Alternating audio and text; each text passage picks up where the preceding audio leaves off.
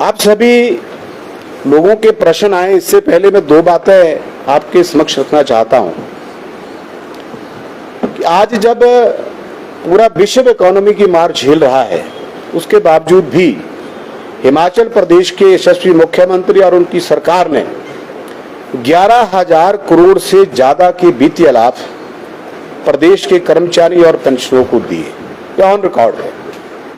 और एक बहुत बड़ी परिस्थिति से आप सभी अवगत हैं कि हिमाचल प्रदेश जो है वो कर्मचारी और पेंशनर बहुल प्रदेश है, और जितना बड़ा परिवार होता है उस बड़े परिवार के अंदर छोटी मोटी खनक भी हमेशा रहती है।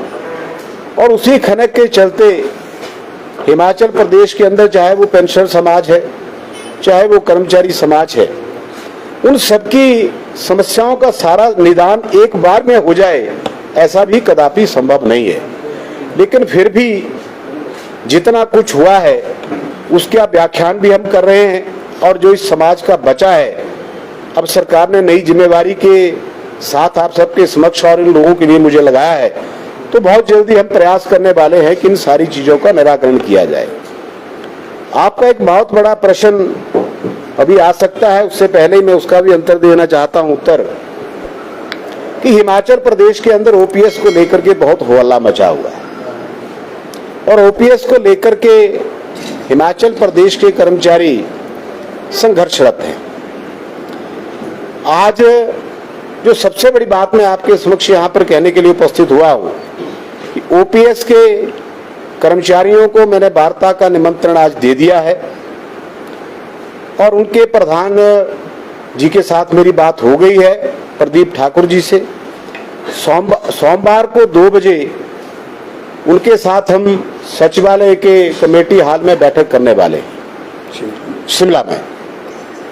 उनसे बात करके उनके तमाम पदाधिकारियों को सरकार की तरफ से हमने निमंत्रण दे दिया है। आज चिट्ठी अभी आपके समक्ष यहाँ से जारी कर दूंगा, और उनकी जो विकट समस्याएं हैं, जिन बातों को लेकर भी संघर्षरत हैं, हम प्रयास करेंगे कि एक वार्ता का सौहार्दपूर्ण माहौल बना करके उन बातों को समझ करके उनका निराकरण करने का प्रयास करेंगे। दूसरी तरफ हिमाचल प्रदेश के पेंशनर भी संघर्षरत हैं। यह बहुत बड़ी एक व्यवस्था है हिमाचल प्रदेश के अंदर। कर्मचारी और पेंशनर अगर इन सबको मिला दिया जाए तो लगभग ये 10 लाख के करीब का आंकड़ा है, और हिमाचल प्रदेश की टोटल आबादी जो है वो 72 लाख के आसपास है, 72 या 73 लाख के आसपास है। तो एक बहुत बड़ा एक परिवार है जिसका आज दिन तक सरकार को सहयोग मिला, पार्टी को सहयोग मिला है। तो हमने पेंशनर समाज के लिए भी मंगलवार को 11 बजे सचिवालय के अंदर कमेटी हॉल में बैठक की चिट्ठी आज जारी कर दी है। ये दोनों चिट्ठियां आपके माध्यम से यहाँ से मैं जारी करूंगा, और अब तक के सरकार के इस कार्यकाल के अंदर ये बहुत बड़ी एक बात है कि अभी मुझे कार्यकाल संभाले मात्र 3 दिन हुए हैं, और माननीय मुख्यमंत्री जी का बड़ा स्पष्ट निर्देश है और उनका बड़ा खुला मन है कि हिमाचल प्रदेश के कर्मचारी हो, पेंशनर हो, मजदूर हो, असंगठित क्षेत्र के मजदूर हो, आम जनता हो, सबके लिए सरकार के दरवाजे हमेशा खुले हैं, और जो भी सबके लिए बन पड़ेगा उसको करने का प्रयास किया जाए।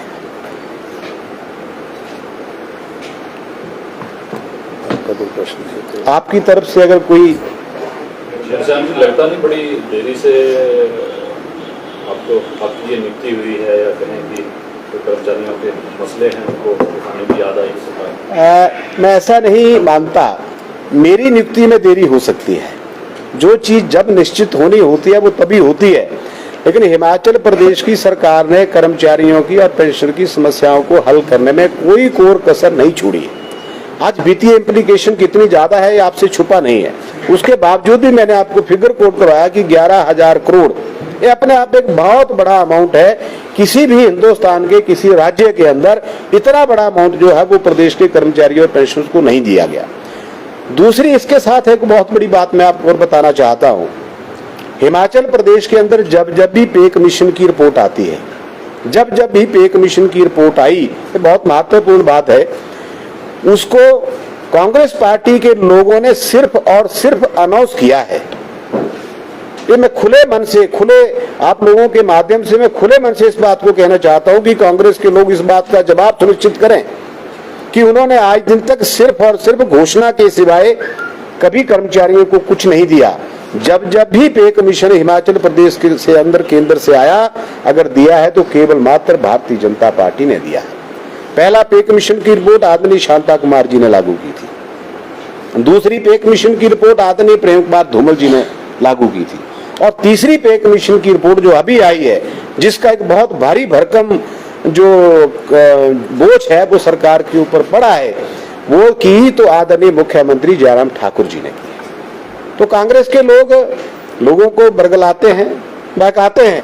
सब तो क्या लगता है वो किसका बड़ा मुद्दा है, और कह रहे हैं कि बैठक होगी, बैठक ही होगी, या कुछ क्या मान के चलें आपको जिम्मेदारी दी है सरकार ने, कुछ हल निकल पाएगा? कांग्रेस दावा कर रही है, आम आदमी पार्टी दावा कर रही है कि अगर वो सत्ता में आते हैं तो वो ओपीएस को बहाल करेंगे। कांग्रेस की स्थिति क्या है वो मुझसे बेहतर आप जानते हैं। और हरियाणा में एक कहावत है कि वो चलती चलती बस के अंदर बाहर से रुमाल रख देते हैं और कहते हैं कि ये सीट के मालिक हम हैं। ऐसा कदापि नहीं है।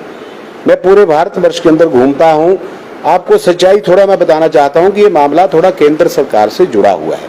अब इस मामले में अभी ज्यादा नहीं कहूंगा क्योंकि मैंने उनकी बैठक बुलाई है, और वार्ता करने से ही, संवाद करने से ही किसी चीज का हल निकलता है। जब तक संवादहीनता रहेगी तब तक कोई समस्या का समाधान नहीं होगा। हमने पहली बार उनको आधिकारिक तौर पर, ये मैं चिट्ठी अभी जारी कर रहा हूं आप लोगों के समक्ष, उनसे मेरी बात हो गई है, ये चिट्ठी उनको मैं आधिकारिक तौर पर ऑफिशियली भेज रहा हूं ताकि उनको बैठक में आए और बैठक में आकर के अपनी बात रखें। क्योंकि लोकतंत्र के अंदर हर व्यक्ति को अपनी बात रखने का अधिकार है, हर व्यक्ति को अधिकार है कि अपनी बात को रख सके। तो उन्होंने कोई विषय रखा है तो उसके ऊपर चर्चा करेंगे खुले मन से, और जो भी हल उसका निकलेगा मिल बैठ करके उसको निकालने का प्रयास करेंगे।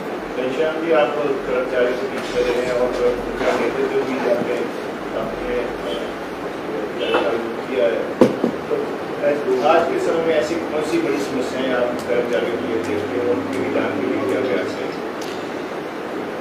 कर्मचारियों की सबसे बड़ी समस्या है संवादहीनता। संवादहीनता अब बढ़ेगी नहीं, अब ये खत्म होगी। क्योंकि मुझे सरकार ने ये दायित्व दिया है और हम पहले ही दिन से एक्शन मोड पे हैं। यहाँ पर आने से पहले प्रदेश के मुख्य सचिव, प्रदेश के वित्त सचिव, प्रदेश के सेक्रेटरी पर्सनल, सेक्रेटरी जीएडी, मैं सब लोगों से और आदरणीय प्रदेश के मुख्यमंत्री जयराम ठाकुर जी से आशीर्वाद लेके निकला हूं कि हम प्रयास करेंगे कि इस थोड़े सीमित समय के अंदर जो इस पूरे समाज की समस्याएं हैं उनका निराकरण करने का हर संभव प्रयास किया जाएगा। लेकिन इस बार ये भी देखा गया सरकार में कि जितने भी कर्मचारी हैं अलग अलग वर्ग के, हर कोई हड़ताल पर गया। हड़ताल पर जाने के बाद जो है सरकार उनके पास पहुंचती है। ऐसा क्यों है कि इसमें से पहले जो है इसको मैनेज नहीं किया जाता? जो सबसे बड़ी दिक्कत यह है कि कर्मचारी वर्ग एक प्रबुद्ध समाज है, ये बहुत प्रबुद्ध प्राणी है समाज के, और समाज की दिशा और दशा तय करने वाले हैं। ये लोगों के थोड़े अपने अहम है क्योंकि कर्मचारी समाज भी अलग अलग वर्गों में बंटा हुआ है। जो काम मुझे दिया गया है उस काम की सबसे बड़ी खूबसूरती ये है कि मैं सरकार और कर्मचारियों और पेंशनरों के बीच में पुल का काम स्थापित करूं और सरकार और उनके बीच में सीधा संवाद स्थापित हो जाए, तब ये अपने आप सारी समस्याओं का हल निकलेगा।